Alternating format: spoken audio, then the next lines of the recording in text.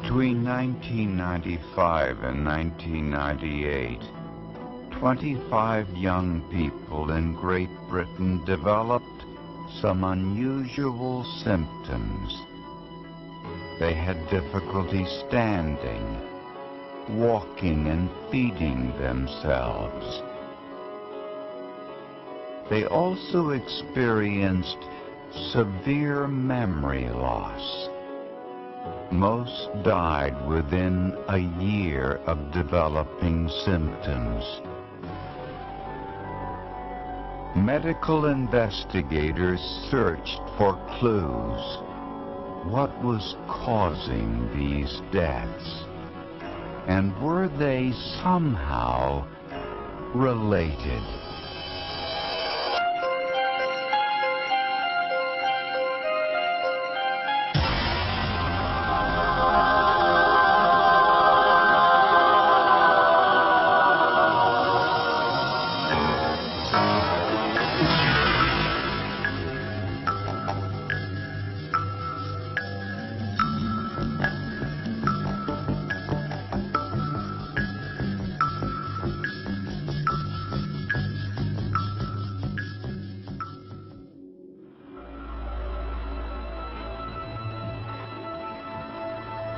The small town of Devizes, England, dates back to the 17th century.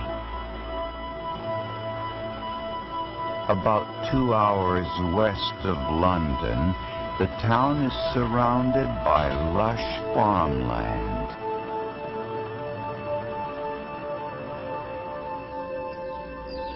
Cattle and sheep graze peacefully in nearby fields.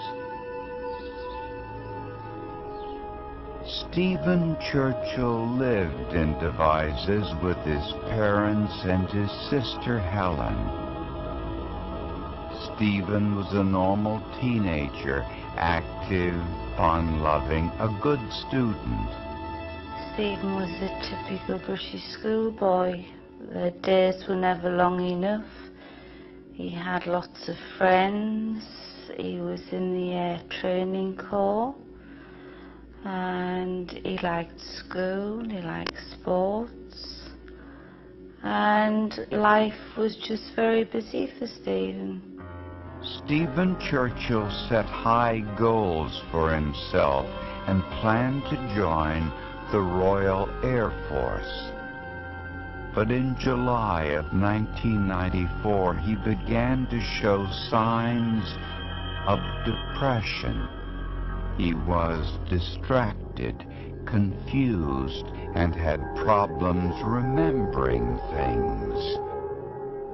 By autumn, when Stephen was 18 years old, his grades began to fall. We got a phone call from the school in mid-November saying that Stephen had been to see the headmaster and that he was leaving school, and that we had given him permission to do this and we didn't know anything about it. In fact, I thought they were talking about another boy altogether. When Stephen returned home from school, his doctor prescribed antidepressant medication, but his condition worsened. It started off with hand and eye coordination. He would reach out to pick up a cup or a mug and miss it completely, but continue with the action as though he had picked it up and put something that wasn't there to his lips. He started to have hallucinations, nightmares. He just sat and watched the television, became very frightened of cartoons on the television, things that weren't frightening at all. He thought he was there in the cartoon. His parents were alarmed, and they quickly took Stephen to a London hospital. He couldn't walk, he couldn't feed himself, couldn't wash himself, nothing. Tests for virtually every medical possibility were all negative, and doctors were baffled. They concluded that Stephen had some sort of progressive neurological illness of unknown origin. On May 21st, 1995, Stephen Churchill died. He was 19 years old. In the midst of their grief, the Churchills were shocked when they heard the results of their son's autopsy. Stephen had died of Creutzfeldt-Jakob disease, or CJD. It's an extremely rare disease that causes tiny holes to form in the brain. It usually strikes the elderly and is always fatal. Stephen Churchill was one of the youngest known victims of the disease. We couldn't understand why a young boy who'd been fit and well had died of a disease of the elderly. Just didn't make sense. And it didn't make sense to medical investigators.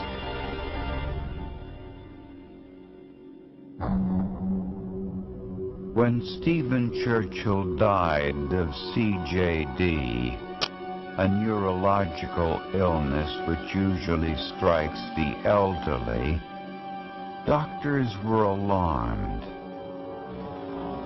Not long afterwards in London, a 16-year-old girl developed the same symptoms. And there was a similar case about 100 miles away in Harpenden. Mike and Penny Sinnott's daughter started to behave differently. 22-year-old Nina was a beautiful, vivacious young woman who had just graduated from Manchester University. She had one of these smiles that would go from ear to ear when she laughed. Shortly after graduation, Nina displayed signs of depression. That was certainly not like Nina, and I think it's at that stage we realized that perhaps there was something not normal with Nina itself. She would start to forget things, forget who'd phoned, forget where she'd written things down. Nina's physical condition also deteriorated, and she underwent tests at the Royal Free Hospital in London. One day I put my head round the door of one of the doctors and just said, I know that Nina's had a lot of tests. Have you had any results back yet? He said, well, everything's negative. There's nothing that's come up positive. And I said, well, what does that mean? What do you think it is? And he said, well, he said we're looking at, could probably be CJD, AIDS we're talking about. And I hadn't actually been prepared for that at that time. Sat down and said, are you telling me that my daughter's going to die? And he said, well, probably yes. Oh, I do recall one day when I was nursing her at home, and she turned to me and just said, Dad, I'm going to die, haven't I? How the hell do you tell your child that? Answer that question to your child. 9 months after first developing symptoms, Nina died. It was the bravery of Nina, and she tried to maintain a smile through it all. I think that's the memory that lives with me.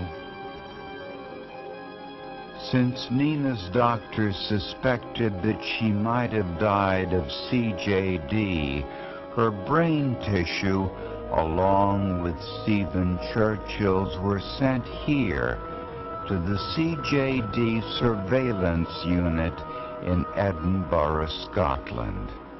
Well, I saw something different down the microscope.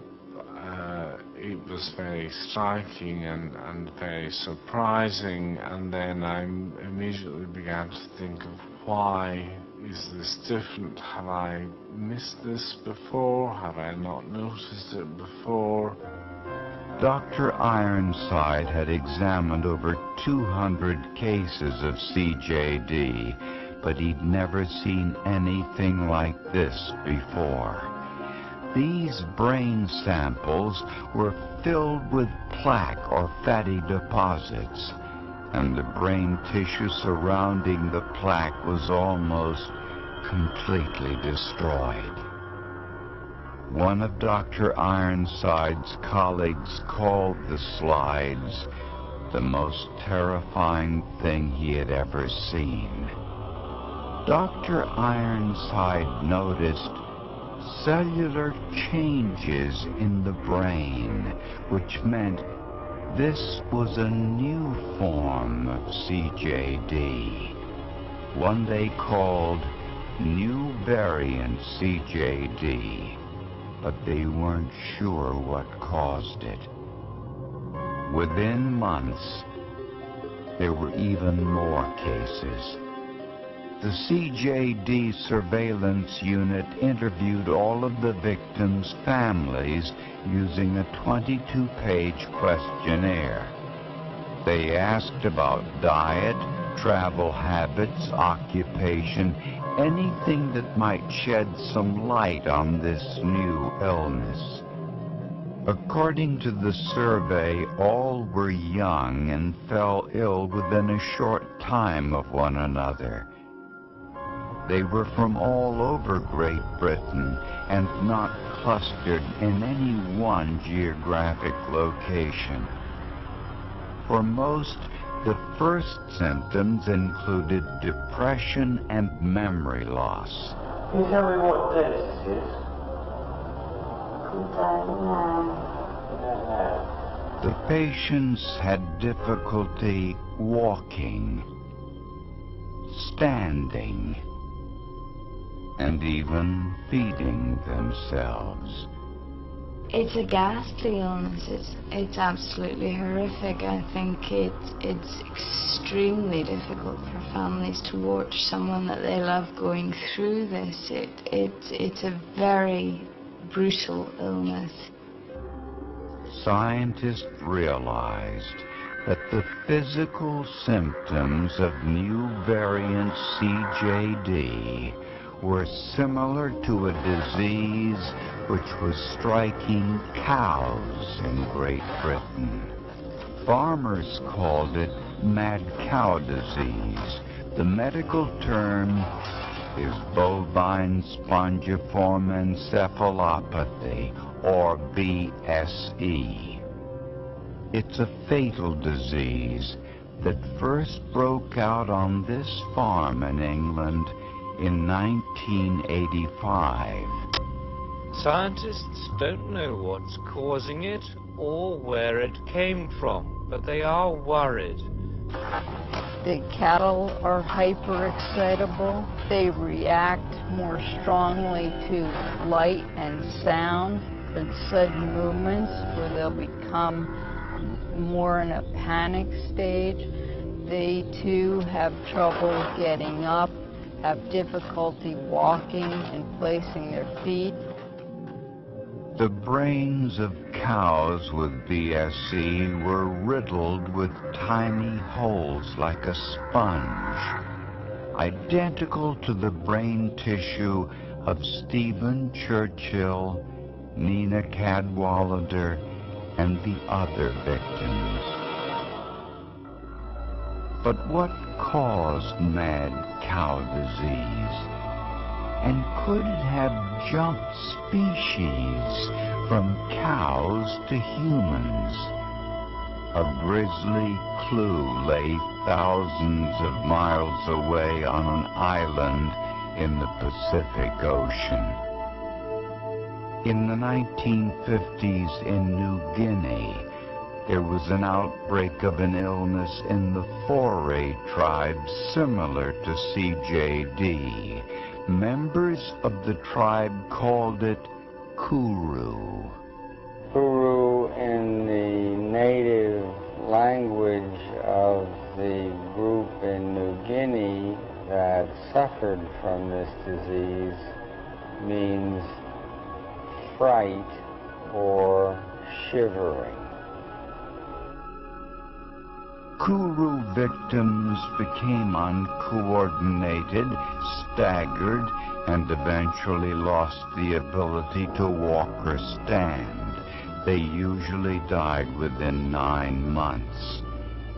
Scientists believe Kuru was transmitted when the tribe ate the infected brains of their dead relatives during funeral rituals.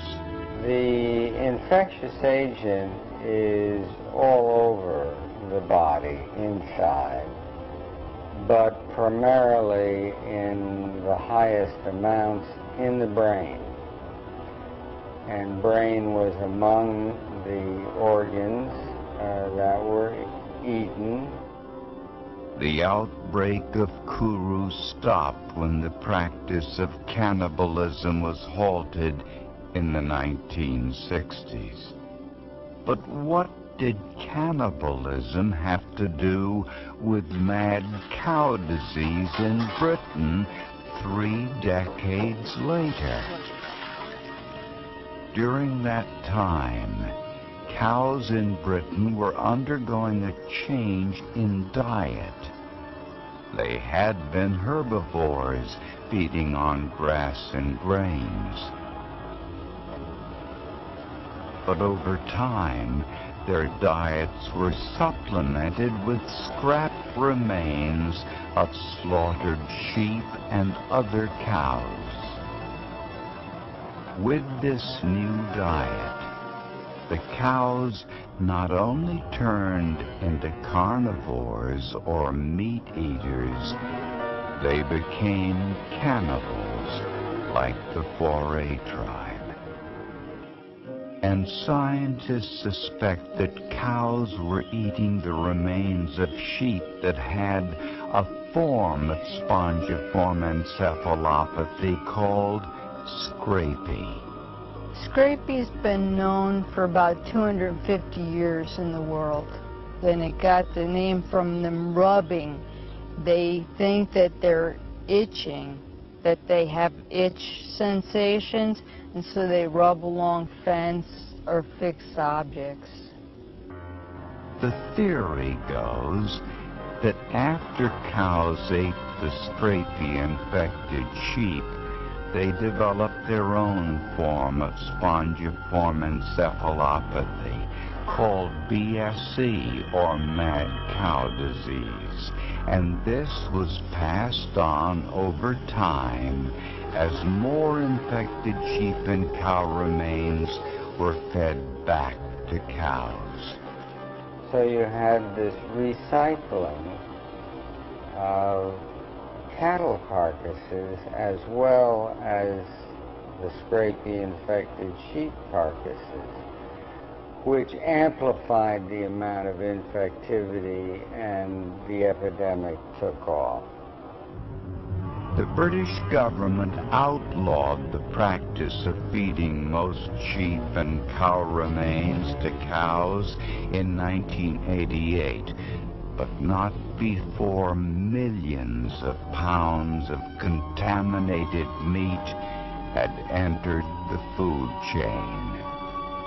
If this infection jumped species once again, from cows to humans, scientists feared the country would be on the brink of a new and terrifying plague.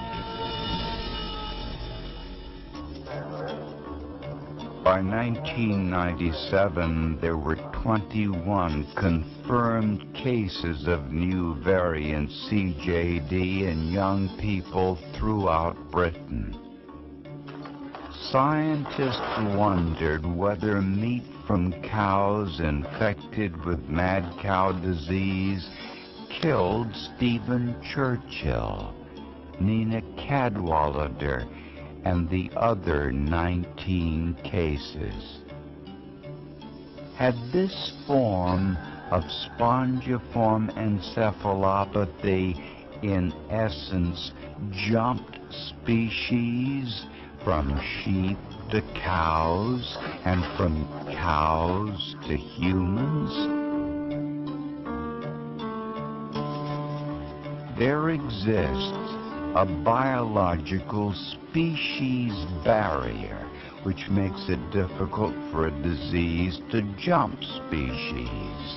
But large amounts of an infectious agent can overcome that species barrier.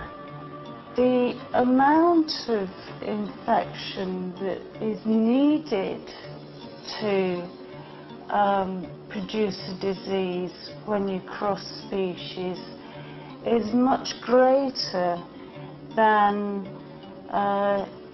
the amount that you need when you transmit within a species. One clue that this was a possibility came in the 1980s when cats and some other zoo animals in Britain developed spongiform encephalopathy, presumably from eating pet food made from infected cow parts. This seemed to be another example of BSE crossing the species and going into another type of mammal. Obviously, cat's not the same as a human, but if it can go from cow to cat, why not from cow to human? But what was the infectious agent causing these diseases? Scrapie in sheep, mad cow disease, Kuru and CJD in humans. All are what are called prion diseases. Prions are proteins which exist in the brain. One theory is that rogue or damaged prions from the brains of infected cows make their way into a human's brain after ingesting contaminated meat, where they come into contact with healthy prions. These rogue prions then damage the healthy prions, causing the holes and sponge-like appearance in the brains of victims of new variant CJD. But this is just a theory. If it's correct, it explains why cooking does not eliminate the problem. prions are virtually indestructible and remain in contaminated meat even after it's been cooked in high temperatures. Not even radiation can kill them. But not all medical researchers agree. Some think it may be a virus or something similar. If it is any type of virus, it's for sure different from any other virus that we know about. People have looked for viruses, nucleic acid, for many, many years, and none has ever been demonstrated. To see if mad cow disease could jump species, Dr. Maura Bruce conducted an experiment. She took 2 groups of mice and injected the first group with brain tissue from victims of new variant CJD. The second group was infected with tissue taken directly from cows with BSE, or mad cow disease.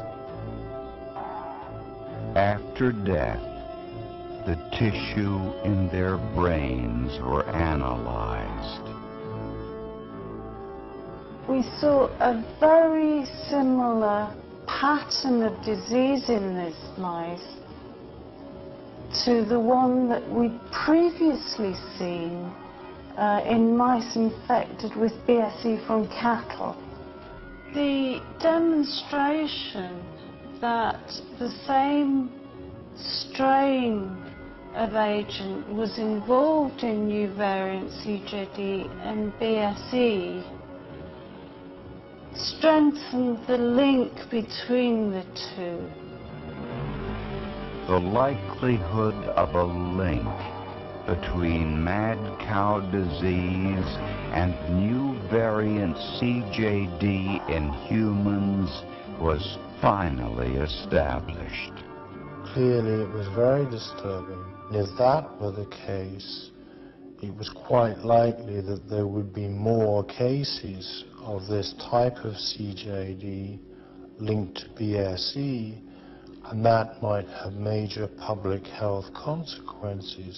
So clearly this was a very, very serious issue.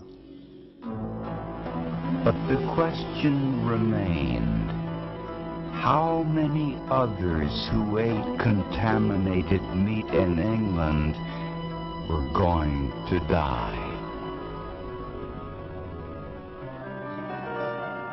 The Churchills learned the truth about what killed their son in an unfortunate way. They were watching a television broadcast from the House of Commons as a British health official announced to the world that their son had died from eating contaminated meat. The committee have concluded that the most likely explanation at present is that these cases are linked to exposure to BSE before the introduction of the specified bovine offal ban in 1989. Will the Secretary of State admit that it is his government's reckless disregard for public health and their dogma of deregulation which has swept us into this crisis? The world just exploded. But for us, the world had exploded in a different way, because we were hearing publicly on TV in our Houses of Parliament facts about our own son's death, and we'd never been told. I mean, it was a disgraceful way to learn such personal information. The victims' parents couldn't help but wonder whether they too were at risk. And it was very difficult to understand as to why we had not contracted it and Nina had. And people are often very concerned because they say, well, our whole family ate the same thing. What are the risks to my other children, my husband, that kind of thing. I'm not going to treat it until they have done something about it, something that reassures people enough that so it's okay to treat it. We're all worried people. I don't suppose it'll drive us bankrupt. I don't suppose it'll drive us under, but it will have a tremendous effect on our income. There is no cure for new variant CJD. Scientists believe that the most infectious part of a cow is the brain and spinal cord tissue, which may have been used in sausage, ground beef, and meat pies. Those parts are no longer used in food products. Cow flesh, blood, and milk have never been found to contain mad cow disease, but critics point out that those tests aren't definitive. Logic suggests that millions of Britons ingested the infected meat, not just those who died. There has been genetic testing which suggests that some individuals are more genetically susceptible to prion diseases than others. When news of the connection between mad cow disease and new variant CJD was announced, most restaurants and fast food chains in England stopped using British meat. Many European countries banned the import of British cattle and meat, as did the United States. 50% of my business up until last week is export, either to Europe or to third countries. That was stopped last Thursday night. The rest of my business is in the UK to people like McDonald's. That has stopped overnight as well. Besides the prion theory, another is that it depends on the amount of infected meat one ingests, and no one knows why new variant CJD strikes mostly young people. One of the possible explanations is that younger people, through their eating habits, they eat a lot of junk food, a lot of processed food, a lot of cheaper meat cuts, that they had much greater exposure to the agent. The other possible explanation is that young people, purely because they are young, are more susceptible to these agents. There have been very few cases of mad cow disease and new variant CJD in other parts of the world. To date, there have been none in the United States. The United States government has banned the practice of feeding most sheep and cow remains to cattle, and the practice has been banned in England as well, but not before more than 170,000 cows in Britain had to be destroyed. The herds have been closely monitored for any signs of BSE or mad cow disease ever since. The Churchills and the Sinnotts no longer eat beef products, and they wonder if more could have been done to prevent the spread of mad cow disease to their children. It's going to take a long time for the scientists to know exactly what did happen and why Nina died, and why so many young people of her age group. By 1998, 25 young people in Britain had died of new variant CJD. Due to its long incubation period, scientists cannot predict how many more are destined to die. Nobody in the world yet knows whether the number of cases of new variant CJD is going to fritter along at 3 or 4 a year for the next several years and then disappear, or whether these 3 or 4 cases a year for the past 4 or 5 years is the leading edge of an epidemic of unknown dimensions. Of course, it worries me very much. It's impossible, I think, at this stage to effectively predict what's going to happen. Clearly, the idea of tens of thousands of young people suffering from such a devastating neurodegenerative disease is terrifying, really. We don't know how many people are going to be affected, and I think that at the moment there is really no way of predicting it. It could be a large number, it could be a small number. I think any family who have had to endure what our family has, and to see, would find it very hard knowing